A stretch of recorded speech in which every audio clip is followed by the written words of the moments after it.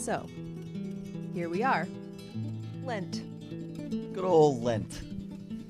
That's a funny way to put it. I think Lent is kind of a funny thing. We're being flippant, but also honest. Both of us here have struggled with Lent, both the idea of it and the practice of it for many years. Maybe you have as well. It's a difficult subject. Anybody who really thinks about it, even those who really swim in these sorts of waters regularly, is probably going to struggle with it at one time or another. But especially now, in a largely post-Christian society, and especially among people like ourselves who perhaps dabble in Christianity, but also tend to emphasize celebration and observance.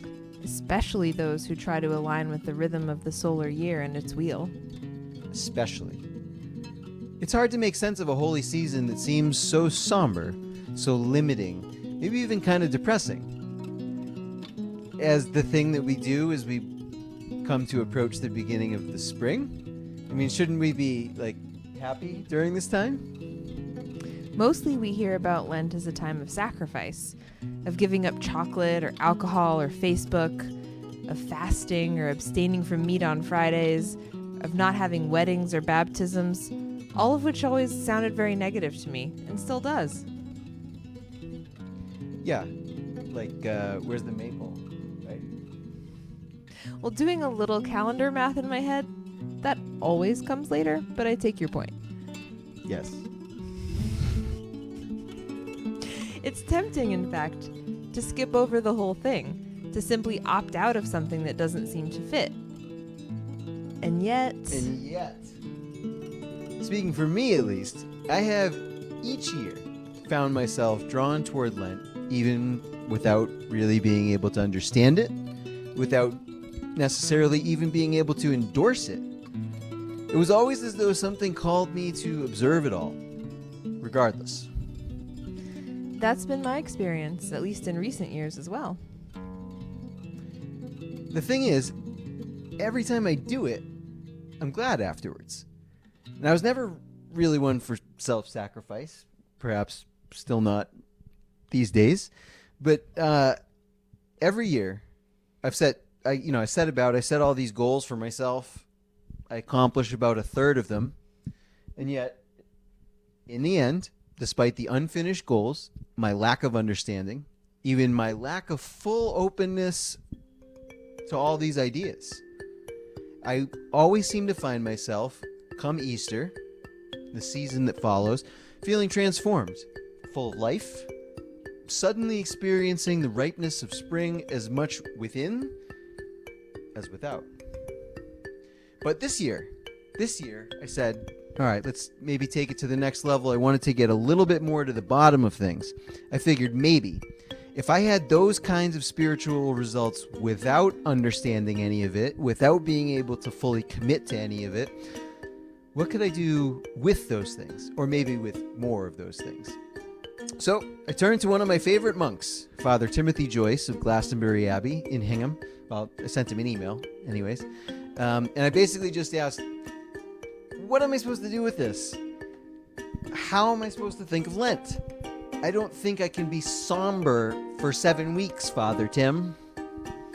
And his answer was so good that we plagiarized it in this week's St. Brendan's Astrolabe. Indeed, adopted it as our theme. Be with God, and let God be with you, he said, quoting St. Benedict. That was his quote, actually, but then he went on to quote St. Benedict and said, who is the founder of the Order of St. Benedict, the kind of monk that he is. So when talking about Lent, St. Benedict described it as a time to look forward to Holy Easter with joy and spiritual longing. And he also pointed out that in the entire rule of St. Benedict, there are only 2 mentions of the word joy. I don't want to comment on what the rest of this rule of St. Benedict might be like. Just kidding. But both of those mentions of joy are found in the passages describing Lent. Joy and spiritual longing. Making space for God, praying, reading more. To me, not only does that not seem somber, but maybe something I actually can do during this time. And maybe you can too. At St. Brendan's Astrolabe, we'll travel this Lent to Easter journey together each week, moving through various stages as we progress along the season. Please, feel free to participate directly. Leave a comment sharing your experiences. You can reply, send us an email. Just tell one or two friends, maybe the people you live with, maybe whoever will listen to you, that Lent might not be so bad. So for this week, yes, a week late, we ask that we be made ready. Ready to receive spiritual grace, ready to be with God, ready to pray and to read and to ponder, and ultimately ready for Easter and for spring. If you're interested in going through this process, it might be useful to do some kind of Lenten journal, and that doesn't have to be as daunting as that sounds. It might just be a Google document or a few sheets of paper in which you just scribble a couple thoughts, a couple sentences even, every week, just about how you feel and what is happening to you, and whether or not you feel it's possible to let God be with you, or even what God might be doing or saying, or if you believe in God at all.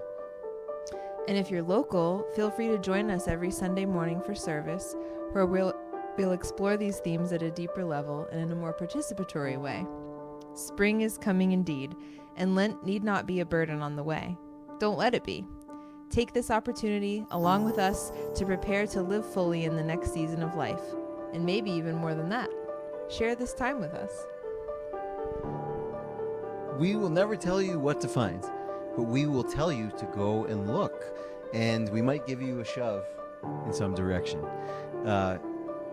Most of all, we invite you to our table. Toward that end, we conclude with this week's prayer. Holy Creator, make me ready, ready to live as I was meant to live, a child of God, made in the image of the universe. But first, make me ready to wait, ready to listen. Make me ready to receive. Make me ready to be present and to invite the divine presence in each day, each week of this season. Make me ready. Work on me. We are grateful for this life and for this time.